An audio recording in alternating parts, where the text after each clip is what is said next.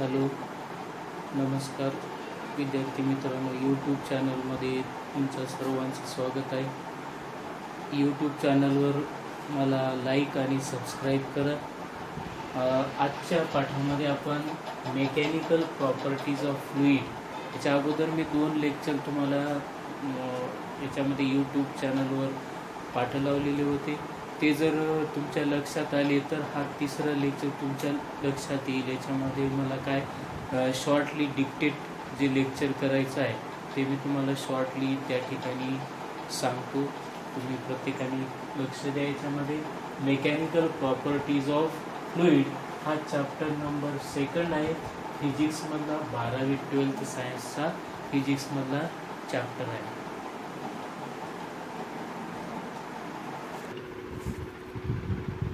Mechanical properties of फ्लुईडमध्ये आपण पाहणार आहोत इंट्रोडक्टरी पार्ट, ज्याच्यामध्ये मेकॅनिकल प्रॉपर्टीज ऑफ फ्लुईडमध्ये इंट्रोडक्शन दिलेलं आहे. पहा की हे इंट्रोडक्शनमध्ये या ठिकाणी सांगितलेलं आहे की liquid is nothing but a fluid means a substance that can flow. Therefore, liquid and gas collectively called a fluid, and another material that is called a plasma is also fluid state. Plasma सुद्धा एक आहे, fluid state आहे. आपल्या नेहमीच्या दररोजच्या याच्यामध्ये आपण पाहिलेलं आहे की ज्या सरफेसला रेस्ट कंडिशनमध्ये असल्यावर आपण एखादा एक्सपिरियन्स अनुभवलेला असेल किंवा pressure exerted by fluid at rest and in motion, viscosity and surface tension which plays an important role in the liquid flow. Liquid फ्लोमध्ये कोणत्या गोष्टी महत्त्वाच्या आहेत तर त्या ठिकाणी विस्कॉसिटी आणि सरफेस टेन्शनमुळं काय होईल की नॅचरली एखादा रेस्ट कंडिशनमध्ये असेल किंवा आपण एक्सटर्नल फोर्स जर दिलेला असेल तर तो फ्लुईड काय होतो, फ्लो होतो. By any substance that can flow is a fluid. त्याला आपण काय म्हणतो, fluid. A fluid is a substance that deforms continuously under the action of external force. External force दिल्यामुळं काय होईल, जास्त जर फोर्स दिला तर काय होईल, फ्लुईडचं रूपांतर कशामध्ये होईल, डिफॉर्मेशन होईल. आपण पाहिलेलं आहे की आपण पाण्याला जर उष्णता दिली तर त्याचं रूपांतर काय होते, वाफेमध्ये होते. आणि त्याला जर गोठवलं तर काय होईल, पाण्याला गोठवलं तर काय होईल, त्याचं रूपांतर सॉलिड बर्फामध्ये रूपांतर होईल. म्हणजे आपण त्या ठिकाणी जे काही प्रोव्हाइड करतो हे प्रेशर आपण प्रोव्हाइड करतो. म्हणजे fluid is a phase of matter. अशा प्रकारचा फ्लुईड मॅटर आहे, फेज ऑफ मॅटर आहे की that includes a liquid, gas and plasma. Liquid, gas आणि प्लाझ्मा जो काही फ्लो होऊ शकतो त्याला आपण फ्लुईड असं म्हटलेलं आहे. मग फ्लुईडची प्रॉपर्टीज काय सांगितली की आयडियल फ्लुईड कसं असलं पाहिजे, त्याची प्रॉपर्टी कशी असली पाहिजे. It is incompressible, it's density is constant. त्याची डेन्सिटी स्थिर असली पाहिजे आणि ते कॉम्प्रेस नसणार असलं पाहिजे. It's flow is irrotational not a rotational flow. Constant किंवा स्मूथ फ्लो असला पाहिजे, टर्ब्युलंट नसला पाहिजे. त्या फ्लोला त्या प्रॉपर्टीज, तशी जी प्रॉपर्टी आहे त्या प्रॉपर्टीला आपण आयडियल फ्लुईड फ्लो असं म्हणतो. तिसरी जी प्रॉपर्टी आहे, इट इज नॉन व्हिस्कस. त्याची व्हिस्कॉसिटी किंवा त्याचं फ्रिक्शन हे अतिशय कमी असायला हवं. त्याला आपण नॉन व्हिस्कस असं म्हणतो. There is a no internal friction. आतमध्ये मॉलिक्युल्सचं फ्रिक्शन हे काय असायला पाहिजे, फारच कमी असायला पाहिजे. आणि हा स्टेडी फ्लो असला पाहिजे. त्याला आपण फ्रिक्शनल फोर्स म्हणतो. जे आपण सॉलिडमध्ये पाहिलं, सॉलिडमध्ये एखादं उदाहरण घेतलं या आकृतीमध्ये दाखवल्याप्रमाणे, शियर स्ट्रेस. सॉलिडला जर आपण एका ठिकाणी कॉन्स्टंट स्थिर ठेवलं AB आणि त्याला जर का आपण फोर्स, नॉर्मल फोर्स अप्लाय केला, कॉम्प्रेसिव्ह फोर्स अप्लाय केला किंवा शेअरिंग फोर्स अप्लाय केला तर त्याची शेप अँड साईज काय होते, चेंज होते. आणि ती शेप अँड साईज काही वेळाच्या नंतर एक्सटर्नल फोर्स काढून घेतला तर ती शेप अँड साईज काय होते, परत रिगेन होते त्या पोझिशनला. किंवा कॉम्प्रेसिव्ह फोर्स आहे, एखादा क्यूब असेल, त्या क्यूबवर आपण चारी बाजूनी फोर्स अप्लाय केला तर काय होईल, त्या ठिकाणी कॉम्प्रेसिव्ह फोर्स तयार होईल किंवा कॉम्प्रेसिव्ह स्ट्रेस निर्माण होईल त्या ठिकाणी, आणि दुसरा जो आहे तो टेन्साईल स्ट्रेन त्या ठिकाणी निर्माण होईल. मग हा या ठिकाणी फ्लुईड फ्लोमध्ये काही प्रमाणामध्ये इलॅस्टिसिटी असते, आणि त्या इलॅस्टिसिटीमुळं आपण लो प्रेशर किंवा लो फोर्समध्ये सुद्धा काय होऊ शकतो, तो फ्लुईड हा फ्लो होऊ शकतो. या ठिकाणी फ्लुईड फ्लो होऊ शकतो. तर आता जनरल प्रॉपर्टीज काय सांगता येईल की फ्लुईड हा they do not oppose deformation. एखादा फ्लुईड जर का फ्लो होत असेल तर तो फ्लुईड फ्लो होत असताना त्याचं डिफॉर्मेशन व्हायला नको. तो त्याच स्टेटमध्ये असायला पाहिजे. पाणी आहे, पाण्याच्या स्टेटमध्ये राहायला पाहिजे. हे आपल्याला त्या प्रॉपर्टीनं सांगायचं आहे की दे गेट परमनंटली डिफॉर्म. त्या स्टेटमध्ये परमनंटली तो डिफॉर्म त्या स्टेटमध्ये गेला पाहिजे आणि फ्लो झालं पाहिजे. They have ability to flow. त्याच्यामध्ये एक ॲबिलिटी असायला पाहिजे, की क्षमता असायला पाहिजे, की फ्लो होण्याची क्षमता त्याच्या अंगामध्ये असायला पाहिजे. यालाच आपण फ्लुईड फ्लो असं म्हणतो. They have ability to take the shape of container. मग आपण पाहिलं की कोणताही लिक्विड आहे, तो लिक्विड त्या कंटेनरमध्ये टाकला की त्याला त्या कंटेनरचं स्वरूप प्राप्त होतो किंवा त्याला त्याची शेप मिळल्या जाते. ही झाली प्रॉपर्टीज ऑफ फ्लुईड. त्यानंतर आपण फ्लुईड ॲट रेस्टला काय म्हटलेलं आहे की एक फिजिक्सची ब्रँच आहे की ज्या ब्रँचमध्ये आपण फ्लुईड हा रेस्ट अवस्थेमध्ये स्टडी करतो त्याला आपण हायड्रोस्टॅटिक म्हटलेलं आहे. पहा इथं पुस्तकामध्ये दिलेलं आहे, the branch of physics which deals with the properties of fluid at rest is called as hydrostatics. या ब्रँचला आपण हायड्रोस्टॅटिक असं म्हणतो. आणि फ्लुईड प्रेशर म्हणजे काय सांगता येते की a fluid at rest exerts a force on the surface contact. The surface may be a wall or the bottom of an open container of fluid.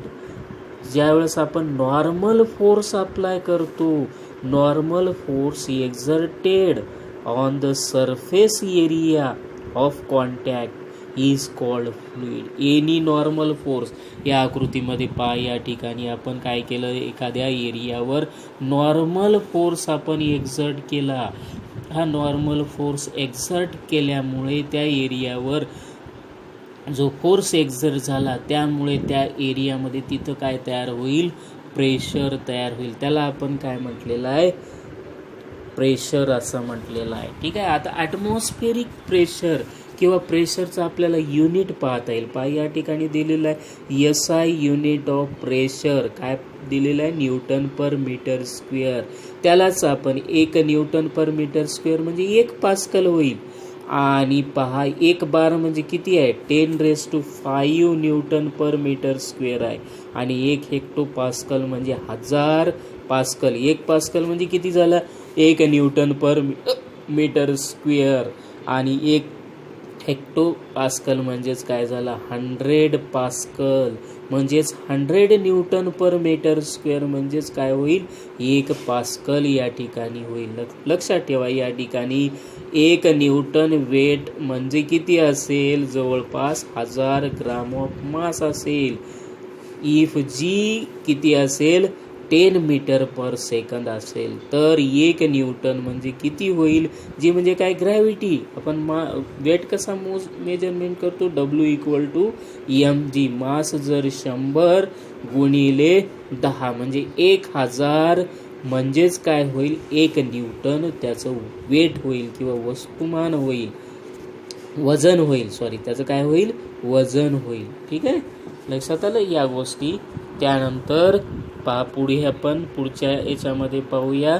या याच्यामध्ये पुढे पाहूया pressure due to a liquid column. पहा आकृती दिसते, या आकृतीमध्ये दाखवल्याप्रमाणे आपण एक कंटेनर घेतलं. वर काय हवा आहे आणि खालच्या बाजूला पाणी फिलअप केलेलं आहे. एक कंटेनर घेऊन आपण पाणी फिलअप केलेलं. A vessel is filled with liquid. Let we have to consider here the pressure exerted by imaginary cylinder of cross section मध्ये एक इमॅजिनरी सिलेंडर दाखवलेलं आहे छोटंसं ए आणि एच मध्ये. या ठिकाणी एक इमॅजिनरी सिलेंडर आपण कन्सिडर केलेलं आहे. आपण असं गृहीत धरूया की या कंटेनरमध्ये पाणी रेस्ट पोझिशनला आहे, म्हणजे त्याच्यावर कसलाही एक्सटर्नल फोर्स नसताना आपल्याला प्रेशर हे कोणकोणत्या घटकावर अवलंबून आहे हे आपल्याला पाहायचं आहे. प्रेशर हे कोणत्या घटकावर अवलंबून आहे हे पाहत असताना आपण काय कन्सिडर केलं की ए हे इमॅजिनरी सिलेंडर आहे. पाण्याची डेन्सिटी ही रो दिलेली आहे. पहा या ठिकाणी पाण्याची डेन्सिटी रो दिलेली आहे. त्यानंतर या ठिकाणी त्याची हाईट एचनं आपण दर्शवलेली आहे. त्याचा क्रॉस सेक्शनल एरिया आपण एने दर्शवलेला आहे. मग याचं फॉर्म्युला आपल्याला काय लिहिता येतं. आपण काय कन्सिडर केलं की या वॉलमध्ये सगळ्या बाजूनं जे काय प्रेशर एक्झर्ट होते, लिक्विडचं वजन असल्यामुळं ते काय करते, लिक्विड सगळ्या कंटेनरवर प्रेशर एक्झर्ट करते. आपण प्रेशर कुठं मोजणार आहोत, त्याच्या खालच्या तळाला किंवा बॉटम साईडला प्रेशर मेजरमेंट करत आहोत. हे बॉटमला प्रेशर मेजरमेंट केलं त्यामुळं आपण काय कन्सिडर करूया, the pressure exerted by liquid column on the bottom of cylinder. खालच्या बाजूला प्रेशर किती आहे त्याचा फॉर्म्युला काय लिहिला आपण, pressure P equal to force per unit area. Pressure म्हणजे काय, डेफिनेशननुसार सूत्र काय लिहिता येते, external force applied per unit area म्हणजे F डिवायडेड बाय A न लिहिता येईल. मग आता या ठिकाणी आपण किंमत टाकली, P ची किंमत, फोर्स म्हणजे काय, mass into acceleration due to gravity. Force equal to mass into g लिहिलं का त्या ठिकाणी, मास इंटू जी. मग परत आपण एमची व्हॅल्यू आपल्याला काढायची आहे. एमची व्हॅल्यू काढण्याकरिता आपण काय केलं की या ठिकाणी या सिलेंडरची घनता घेतली, इमॅजिनरी सिलेंडरची घनता घेतली. डेन्सिटी काय लिहिता येईल आपल्याला, density equal to mass divided by volume, बरोबर आहे. म्हणून मग आपल्याला मास काय लिहिता येते, मास बरोबर आहे व्हॉल्यूम ऑफ सिलेंडर गुणिले डेन्सिटी ऑफ लिक्विड. मग आता याच्यामध्ये व्हॉल्यूम ऑफ सिलेंडर आपण लेटस अज्यूम केलं. व्हॉल्यूम कसा काढतो तर आपण, व्हॉल्यूम म्हणजे काय, एरिया गुणिले हाईट, लांबी गुणिले रुंदी. म्हणजे एखादा सिलेंडर असेल तर आपण काय करतो, cross sectional area into height, म्हणजे क्रॉस सेक्शनल एरिया काय आला AH आणि त्याची डेन्सिटी आली रो, असं आलं AH रो. आणि या पद्धतीनं आपण त्याची किंमत काढली, मासची किंमत. ती मासची किंमत प्रेशरच्या इक्वेशनमध्ये टाकली आपण, प्रेशरच्या इक्वेशनमध्ये टाकली. P इक्वल टू AH रोची किंमत टाकली आणि डिवायडेड बाय ए. एक गेट कॅन्सल होईल कॅपिटल E, म्हणजेच प्रेशर P इक्वल टू काय येईल या ठिकाणी H रो जी. आणि अशा पद्धतीनं आपल्याला सांगता येते की एखाद्या रेस्ट कंटेनरमध्ये जर का लिक्विड आपण ठेवलेलं असेल तर त्या लिक्विडचं प्रेशर हे रेस्ट कंडिशनमध्ये कशावर अवलंबून आहे की त्या लिक्विडची हाईट किती आहे आणि त्या लिक्विडची डेन्सिटी किती आहे आणि त्या ठिकाणचं ॲक्सलरेशन ड्यू टू ग्रॅव्हिटी किती आहे. या 3 घटकावर directly depends upon this 3 factors. P equal to H rho g. ठीक आहे, लक्षात आलं. त्याचप्रमाणे आपल्याला काय करता येईल की गेज प्रेशर म्हणजे काय सांगता येईल, ॲब्सोल्यूट गेज प्रेशर. पहा या ठिकाणी एक डायग्राम आपण काढलेली आहे. या डायग्राममध्ये इमॅजिनरी सिलेंडरची पोझिशन X1 X2 दाखवलेली आहे आणि आतमधलं प्रेशर आपण F1 P1 आणि P2 गृहीत धरूया. आणि या ठिकाणी पाणी जे काय फोर्स त्या सिलेंडरवर अप्लाय करते ते F1 गृहीत धरलं आणि तेवढाच फोर्स काय होते खालचं जे पाणी काय करेल त्याला वरच्या इमॅजिनरी सिलेंडरला काय करेल, फोर्स देईल. आणि त्याचबरोबर तिसरा एक फोर्स मध्ये दाखवलेला mg, हा कोणता आहे, ग्रॅव्हिटेशनल फोर्स, म्हणजेच त्याचं स्वतःचं मास आहे. हा मास mgनं आपण रिप्रेझेंट केलेला आहे, वेट त्याचं वजन रिप्रेझेंट केलेलं आहे. मग या ठिकाणी काय केलं आपण, कंटेनर घेतल्यामुळं आपण आणखी एक इक्वेशन या ठिकाणी मांडत आहोत. या इक्वेशनमध्ये मांडत असताना आपल्याला या ठिकाणी आपण हाईट घेतली, या ठिकाणी हाईट आली x1 x2 हाईट घेतली त्याची, आणि त्यानंतर काय सांगितलं की x1 हा x2 पेक्षा ग्रेटर आहे, मोठा आहे. आणि या ठिकाणी फोर्ससाठी F1 कोणता फोर्स आहे, F1 force act downward at the top surface, वरच्या बाजूला सिलेंडरच्या, आणि F2 काय, वरच्या दिशेनं परंतु बॉटमकडून जो काय फोर्स आलेला आहे तो फोर्स आपण त्या याच्याने दर्शवलेला आहे. आणि तिसरा फोर्स काय, ग्रॅव्हिटेशनल फोर्स आहे. त्यामुळं आपल्याला एक विधान काय लिहिता येते की दोन्हीचं बॅलेन्स कुठं झालेलं आहे, त्या ठिकाणी ट्यूब हालत नाही, तो बॅलेन्सिंग रेस्ट पोझिशनमध्ये आहे. त्यामुळं बॅलेन्सिंग फोर्स आपल्याला लिहिता येईल पहा या इक्वेशनमध्ये. F2 बरोबर आहे F1 प्लस mg ना आपण बॅलेन्सिंग फोर्स लिहिला. आणि त्यानंतर पुढचं इक्वेशन आपण 2.4ला काय केलं, आपण 2.4 इक्वेशनला F1 प्रेशर कसं लिहिता येईल आपल्याला, प्रेशर P1 म्हणजे वरचं प्रेशर, या ठिकाणचं लिक्विडचं प्रेशर P1 बरोबर काय लिहिता येते, force F1 divided by area E आपण घेतला. म्हणजेच या ठिकाणी आपण काय लिहिलेलं आहे, F1 बरोबर P1 इंटू ए, बरोबर आहे. त्याला रिअरेंज केलं. तसंच F2ला सुद्धा आपण रिअरेंज केलं आणि लिहिलं P2A. आणि काय गृहीत धरलं, पुन्हा आपल्याला काय करायचं आहे, डेन्सिटी काढायची आहे. त्या याची डेन्सिटी काय येईल, डेन्सिटी मास, आपण त्याला रिअरेंज केलं त्या इक्वेशनला. डेन्सिटी बरोबर मास अपॉन व्हॉल्यूम, आणि रिअरेंज करून मास बरोबर density into volume, rho into V घेतलं. म्हणून मास बरोबर रो इंटू ए म्हणजेच एरिया. आणि हाईट किती आहे, x2 मायनस x1, वरची पोझिशन किती आहे x1 आणि x2, मग ते काय आलं या ठिकाणी x1 मायनस x2, काय आलं x1 मायनस x2, म्हणजे मास आलं या ठिकाणी x1 मायनस x2. आणि त्यानंतर आपण त्याच इक्वेशनमध्ये टाकलं, त्या इक्वेशनला, वरच्या इक्वेशनला 2.3 मध्ये आपण ती किंमत टाकली, आणि किंमत टाकून ते इक्वेशन्स काय लिहिलं, P2A आणि P1A प्लस ती किंमत टाकली रो AG x1 x2.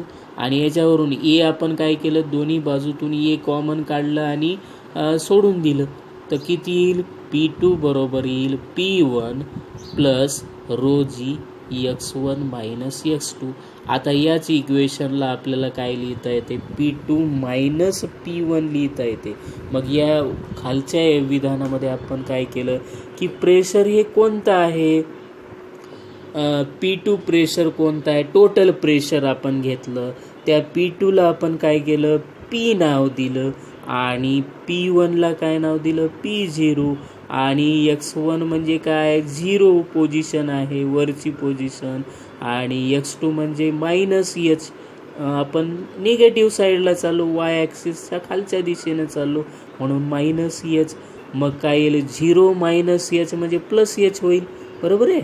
मग आता हे वरचं जे इक्वेशन आहे P2 बरोबर P1 plus PG x1 minus x2, हे इक्वेशन या ठिकाणी आपण रिअरेंज काय केलं, तर P2च्या ठिकाणी P घेतलं, मग त्या ठिकाणी आपण P लिहिलं इक्वल टू, आणि P1च्या ठिकाणी काय घेतलं, P0 म्हणजे काय, ॲटमॉस्फेरिक प्रेशर, आपण ज्या पृथ्वीवर राहतो त्याचं ॲटमॉस्फेरिक प्रेशर P0 रिप्रेझेंट केलं, आणि प्लस एच रो जी म्हणजे P1चीच किंमत आपण P0 घेतली, P0 म्हणजे ॲटमॉस्फेरिक प्रेशर घेतलं. आणि त्यामुळं काय होईल, आपल्याला हे इक्वेशन्स आपल्याला या ठिकाणी पुढच्या पद्धतीनं मांडता आलं. या ठिकाणी P बरोबर, आता जर आपण P मायनस P0 केलं तर काय येईल, एच रो जी, या दोघांच्या डिफरन्सला काय म्हणतो, टोटल प्रेशर आणि ॲटमॉस्फेरिक प्रेशर, या दोघांचा जो काही डिफरन्स आहे त्या डिफरन्सला आपण काय म्हटलेलं आहे, गेज प्रेशर. इथं दिलेलं आहे गेज प्रेशर. आणि ॲब्सोल्यूट प्रेशर P0 काय झालेलं आहे, ॲब्सोल्यूट प्रेशर झालं, आणि P1 काय झालेलं आहे, गेज प्रेशर. या दोघांचा डिफरन्स जो आलेला आहे त्याला आपण गेज प्रेशर असं म्हणतात. ठीक आहे, थँक्यू.